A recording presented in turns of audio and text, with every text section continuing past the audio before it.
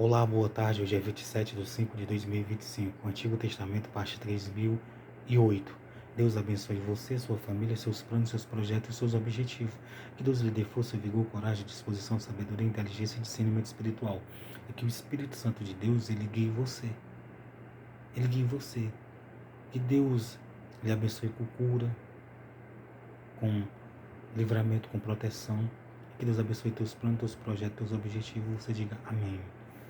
Então, 2 Crônica 35, versículo 13.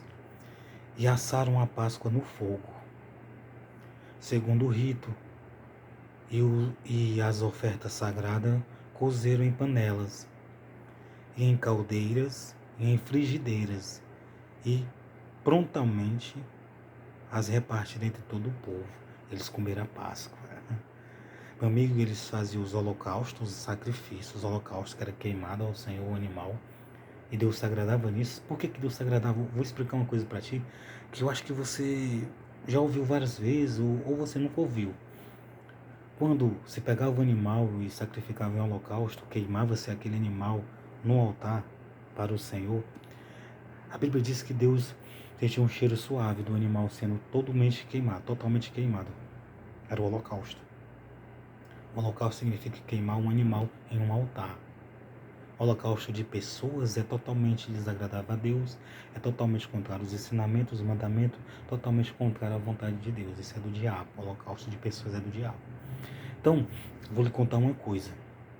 Quando eles faziam isso, quando eles queimavam, você pensa que Deus sentiu o cheiro do animal queimando? Sabe o que é que ele sentiu o cheiro suave? Era a obediência. Quando ele pegava o animal, preparava e queimava, Deus via que eles estavam obedecendo. Só para você ter uma ideia, a obediência. Então a obediência, seguir os ensinamentos, os mandamentos, obedecer os ensinamentos, os mandamentos de Deus. Tô suando assim porque está um pouco quente. É muito importante. Então, 2 Crônica 35, versículo 12. E puseram-se de parte os holocaustos para os darem aos filhos do povo. Então, os príncipes, o rei, os maiorais, os chefes, os superintendentes, os inspetores pegavam os animais e davam para as pessoas sacrificarem por si e por sua família em holocausto ao Senhor. Segundo a divisão das casas paternas para oferecer ao Senhor, como está escrito no livro de Moisés. Assim fizeram com os bois. Então, tanto Josias, como os príncipes, os inspetores, como os superintendentes, como os sacerdotes, como os levitas estavam obedecendo a lei e ajudando as pessoas a obedecerem, a praticarem. Então isso que eles fizeram foi extraordinário, foi algo poderoso para a vida deles. Apenas para Deus eles estão obedecendo. Então se eles desobedecessem, o problema era deles. O castigo, a punição seria deles. A perda da promessa da salvação seria deles. Só que isso agrada a Deus, a obediência. Veja o que eles fizeram. E assaram a Páscoa no fogo. Então assaram no fogo. O que os animais, vacas, bois, ovelhas, carneiro.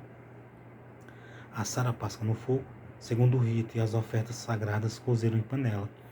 E as caldeiras e as frigideiras, e prontamente os repartiram entre o povo.